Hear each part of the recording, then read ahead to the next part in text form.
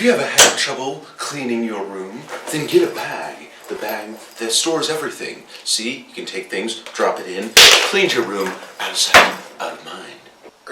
Are you pitching me some sort of... Are you a door-to-door salesman? How did you even get in here? This is my bedroom.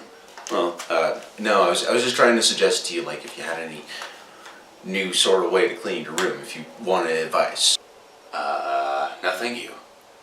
Just stay back. I'm fine doing my room the old-fashioned style. Thank you. Well, how about this new device that takes water molecules in the air and turns them into food? Are you ready? There's no way that thing works. No, believe me, it works.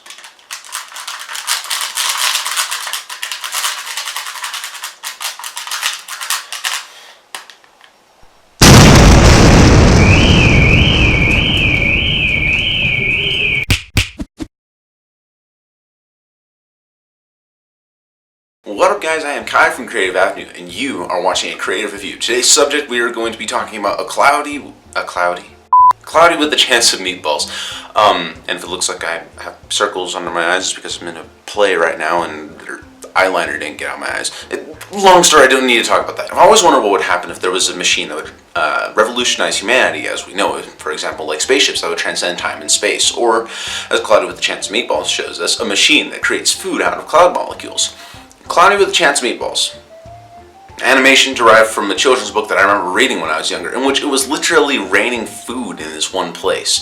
But in the end they had to leave because the food rain was causing hazards to their homes and businesses around town. And it's never really stated that I can remember in the book as to why the food from falling from the sky seemed to suddenly get worse and worse and more dangerous.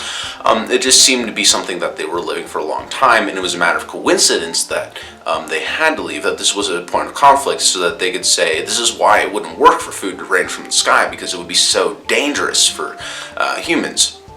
And so we come to the main subject of today, the animation derived from the children's book, I believe released in 2009, I was in middle school at the time. The movie did well in this part aforementioned, patching up inconsistencies within the book by adding to it. Some may criticize by saying it wasn't anything like the book because you have characters added in, and this is incredibly true. They have adding the main character Flint Lockwood, a super genius, but it seemed to add like some sort of level of sensibility and some sort of like conflict, like some reason that it failed in the end. And so, just delving a bit deeper into the crazy-haired science nerd, we see that from the very beginning that Flint Lockwood, who has all these great ideas that make logical sense to begin with, all have problems that eventually fail and fall apart because he fails to see them all the way through to their end. And let's take another kind of similar wildly haired super genius, Jimmy Neutron, for example. Jimmy Neutron has a similar issue of not thinking things through. But if you guys remember the movie, I don't know when that was released, it's not important in this review at least right now.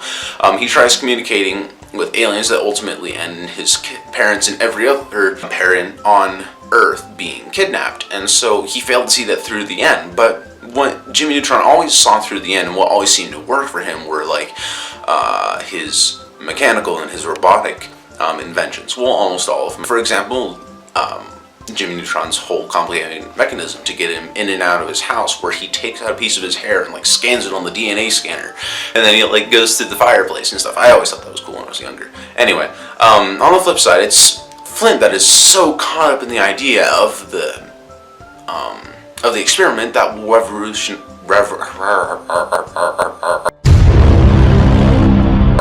revolutionize humanity presently, that he doesn't realize that he's not thinking it through and accounting for possible errors and failures in the future. Therefore, given our montage in the beginning, we already know of our character and his faults and what to expect from him and how we expect him to learn from them, which he really doesn't, and it makes for some character development within this movie.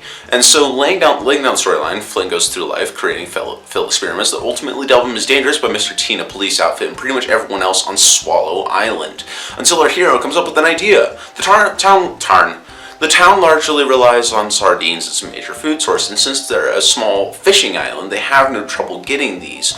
What they have trouble with is getting food from other places to complement their lackadaisical diet, so they tend to rely on preparing sardines in virtually every way possible. Flint sees this problem and goes out to solve it by creating this machine that creates that will fly into the air and create food by mutating the air and gas molecules in the clouds into food matter. Inevitably, the machine malfunctions because that's what happens in every sci-fi movie.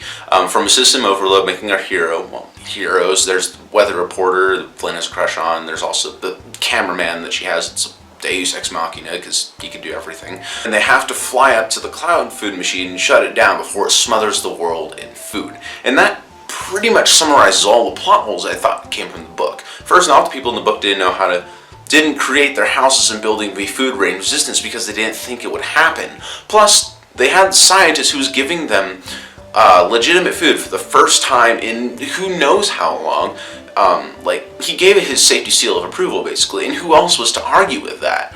Secondly, while any food industry in the book might have failed because it's a constant flurry of food rain that eliminated the necessity of restaurants and bakeries, the movie addresses by pointing out that no one really had any point in creating a restaurant because the resources were very, very limited. At the end of the day, there are a few things to pick a bone at. Flint's dad being completely incompetent when it came to computers in the 21st century, the mayor being able to eat and grow as large as he did and still be a normal functioning human, the weather reporter's cameraman being something a Deus Ex Machina, and the townspeople main diet being sardines. However, when it really came down to it, you have to realize that this is a cartoon, a children's movie where the limitations of reality are meant to be stretched beyond their limits, but they're stretched to whatever limits are logical within the lines of the script, and it still makes for some ridiculous points that are quite frankly easy to laugh at due to the thought that, well, if so and so did so like that, I guess it's possible, including the sardines. Several FDA regulated and government regulated websites will tell you that eating too much fish is dangerous due to possibly infecting one's body with deadly amounts of mercury. This could be said for pretty much anything, though.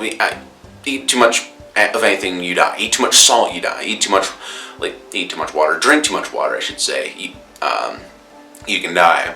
I mean, just like everything, you can eat too much of and die from it. Anyway, moving on from that. Now every movie to me, especially movies intended for young audiences, seem to have like an underlying moral or like an underlying kind of point that they're trying to point out.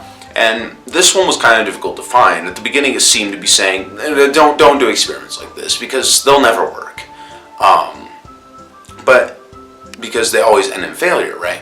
And given the general attitude of the people of Swallow Falls towards Flint's experiments, I thought that it was the moral for just a little bit. But this only summarizes part of the movie. And when you get the whole thing together, I think that it was trying to say something along the lines of, look before you leap, but don't be afraid to take the leap, or some cheesy line like that. An overall positive message to a movie that had a relatively, in my opinion, negative story until the end. Overall, I liked the movie. Thought some things were a bit ridiculous in that special hilarious cartoon way, but it still managed to keep itself nicely grounded in some realms of reality. Thank you guys so much for watching. If you liked the video, hit the like button. If you want to share it with your friends, go ahead and share it. Thank you guys so much for watching. I'll see you on the flip side. What was that?